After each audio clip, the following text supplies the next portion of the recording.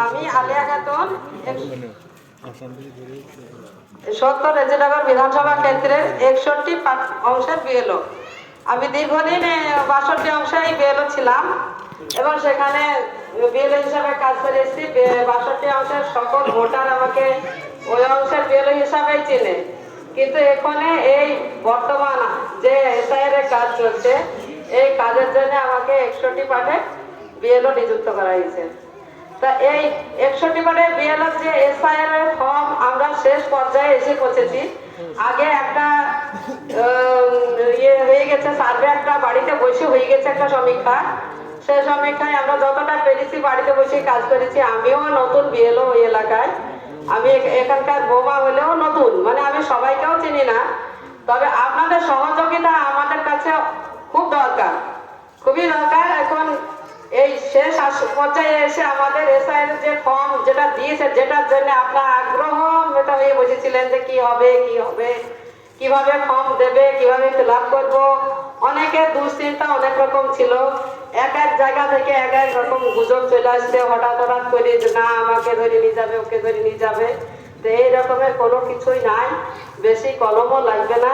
আমার কাছে যারা ভিড় করেছিল তাদের আমি বলেছি কোনো রকমের পয়সা নষ্ট করি, কোনো রকমের জেরক্স করতে যেও না, আগে কাজের জায়গায় যাই, আমরা কাজ হাতে নিই, তারপর কি লাগবে সেটা ঠিক সময় হইলে বলে দেব।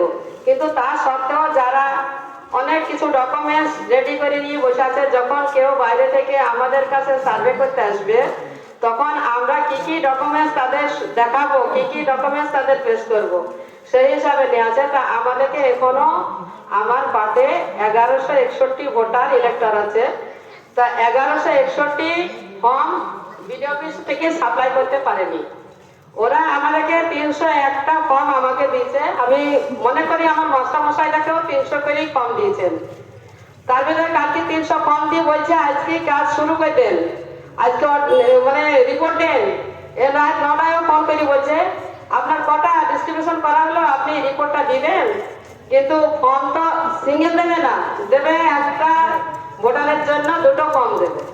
2টো ফর্ম ফিল আপ করে সে একটা তার কাছে রাখতে হবে, একটা বিডিও অফিসে জমা দেবে। যারা ফর্ম সাপ্লাই করবে তাদের কাছে ফর্মটা জমা দেবেন, অন্য কোথাও জমা দিতে হবে না। আর ফর্মের যে ডকুমেন্টসটা লাগবে বলছিল সেটা কিছুই লাগবে না। ক্যান্ডিডেট নিজের নাম যদি 2002 সালে থেকে থাকে তাহলে তার প্রথম কলমে 2025-এর তথ্যটা দেবে, দ্বিতীয় কলমে 2002-এর তথ্য লাগবে। কিন্তু যাদের নাম 2002 সালের ভোটার লিস্টে নেই তারা কি করবে, তাদের ওই দ্বিতীয় নম্বর কলমটা ফিল আপ করতে হবে না, ওরা 3 নম্বর কলমে চলে যাবে। ছেলে বৌমারা যাদের 2002 সালের পরে ভোটে নাম উঠেছে তারা চলে যাবে 3 নম্বর কলমে। 3 নম্বর কলমে ছেলেদের ক্ষেত্রে তার বাপের সমস্ত তথ্য দেবে, আর বৌমাদের ক্ষেত্রে তারাও বাপের বাড়ি থেকে এসে তাদের এনে সেই তথ্যটা দেবে। এখানে টেনশনের কোনো বিষয় নাই। আর ফর্ম যারা নিতে চান তারা আমাদের কাছে ওই 2025 সালের ভোটার লিস্টটা ফলো করে দেখবেন, 301 পর্যন্ত যাদের ভোটে নাম আছে তারাই যাবেন গিয়ে, কিংবা যদি বলেন যে এখানে বসে এক জায়গায় বসে ফর্মটা দিলে ভালো হতো সেখানে করব, আর তাও দেওয়া যাবে। আর যদি বলেন বাড়ি বাড়ি গিয়ে করতে হবে তাও করা যাবে।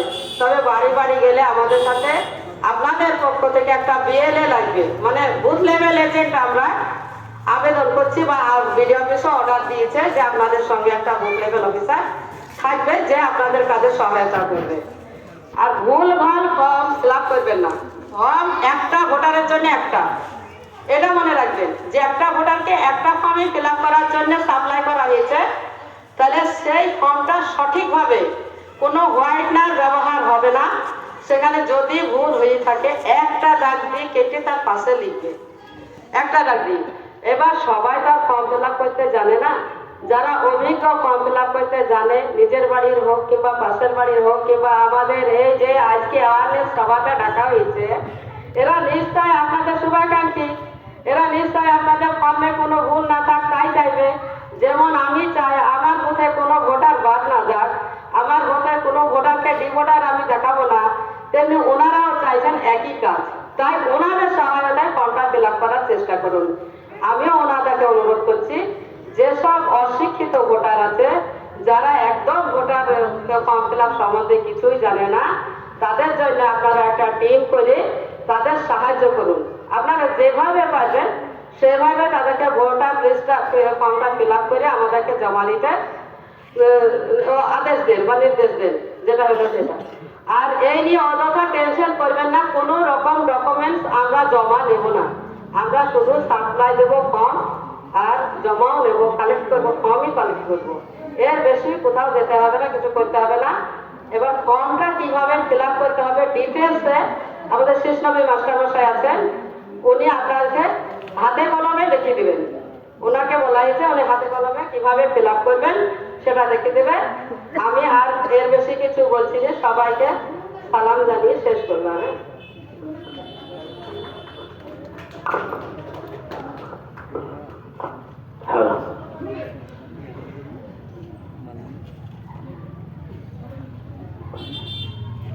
এরপরে আমাদের পূর্ব ওয়ার্ডের বিএলও রূপেশ কিছু বলবে, আমাদের প্রাইমারি স্কুলেরই শিক্ষক, কিছু বলার জন্য অনুরোধ। আচ্ছা, আমি এই বিদ্যালয়ের শিক্ষক। আমি যতটা পারবো আমার তরফ থেকে আমার 100% আমি সহায়তা করবো, কাজে সমস্যা হবে না। আপনাদের একটু সহায়তা